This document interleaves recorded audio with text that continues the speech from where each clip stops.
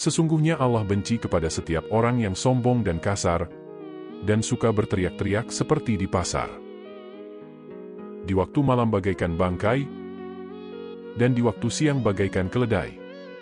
Dia berilmu tentang dunia tapi bodoh tentang kehidupan akhirat. Hadis riwayat Al-Baihaqi, dinilai syahih oleh Al-Albani dalam Syahih Al-Jamino. 1878. Inilah orang-orang yang Allah benci, yaitu yang mempunyai sifat seperti itu. Allah membenci yang pertama, yaitu 1. Orang-orang yang sombong. Sombong kepada Allah dan sombong kepada makhluk-makhluk Allah. Rasulullah Shallallahu Alaihi Wasallam menafsirkan makna sombong. Sombong itu artinya menolak kebenaran dan menganggap remeh manusia. Hadis riwayat Muslim. Ketika kita menolak kebenaran yang disampaikan oleh seseorang hanya karena dia lebih muda misalnya, atau karena dia bawahan kita misalnya, lalu kita tolak, berarti di dalam diri kita ada kesombongan. Ketika kita menganggap remeh orang lain karena ia, misalnya, lebih kurang ilmunya dari kita, atau karena lebih miskin dari kita, kemudian kita anggap ia remeh karena kemiskinannya, berarti di dalam hati kita ada kesombongan. Dan sesungguhnya orang yang sombong, kata Rasulullah, tidak akan masuk surga orang yang di hatinya ada sebesar biji sawi dari kesombongan. Hadis riwayat Muslim. Kenapa? Karena ia telah menyayangi Allah dalam kesombongan tersebut.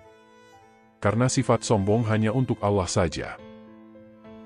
Sebagaimana dalam hadits qudsi, Allah Ta'ala mengatakan, kesombongan itu adalah selempangku. Siapa yang menyanyi aku dalam kesombongan itu, pasti aku akan azab dia. Manusia tidak berhak sombong, karena ia adalah milik Allah, dia butuh Allah, semua kelebihan yang ia miliki adalah dari Allah Jalla wa'ala. Buat apa ia sombongkan, saudaraku? Kewajiban seorang manusia adalah untuk tawadu, untuk senantiasa merendahkan hatinya kepada kebenaran, kepada manusia, dan menyadari bahwasanya dirinya adalah hamba Allah yang lemah, makhluk yang lemah yang senantiasa mengharapkan demikian pula membutuhkan karunia Allah Jalla wa'ala.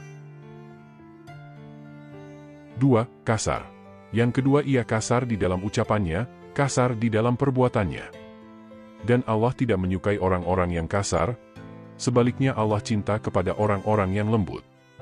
Sebagaimana Rasulullah Shallallahu Alaihi Wasallam bersabda, sesungguhnya Allah itu lembut dan cinta kelembutan. Hadis riwayat Bukhari dan Muslim. Oleh karena itulah Rasulullah Shallallahu Alaihi Wasallam mempunyai sifat yang lemah lembut. Bahkan ketika Allah memerintahkan Nabi Musa dan Harun untuk menasehati Fir'aun, Allah mengatakan, dan ucapkan kepada Fir'aun dengan ucapan yang lemah lembut, mudah-mudahan ia mau ingat atau takut. Quran Surat Taha 20:44. 3. Suka berteriak-teriak. Saudaraku seiman, kemudian sifat selanjutnya yaitu suka berteriak-teriak seperti di pasar, di mana lisannya itu pedas, lisannya suka menyakiti hati orang lain, dia tidak peduli apakah orang itu akan marah atau tidak, dia tidak peduli. Dan sifat ini tentunya sangat dibenci oleh Allah Subhanahu wa Ta'ala. Dilaporkan kepada Rasulullah Shallallahu Alaihi Wasallam seorang wanita di mana wanita ini rajin dia sholat tahajudnya, banyak ia sholat sunnahnya, dan ia pun sedekah dengan harta yang banyak sekali.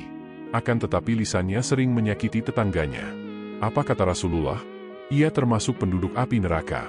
Maka saudaraku, seorang mukmin itu bukan orang yang suka mencela, mukmin bukan orang yang suka melaknat, mukmin bukan orang yang suka berkata kotor. Hadis riwayat Tirmidzi, yakni berkata-kata yang membuat manusia yang lainnya sakit hati karena lisannya tersebut. Rasulullah Shallallahu Alaihi Wasallam bersabda, wahai Aisyah, sesungguhnya di antara orang yang paling keras azabnya nanti pada hari kiamat adalah orang tersebut ditinggalkan manusia karena ucapannya yang menyakiti hati. Hadis riwayat Bukhari dan Muslim. 4. Di waktu malam ia bagaikan bangkai. Kemudian sifat berikutnya, saudaraku seiman, yaitu di waktu malam ia bagaikan bangkai, ia lewati malam sama sekali tidak untuk sholat malam, dia tidak membutuhkan sholat malam, dia lebih senang dengan hal-hal yang sia-sia, dia sibuk dengan ngobrol ataupun bergadang ataupun melihat dan menonton acara-acara yang tidak ada manfaatnya sama sekali.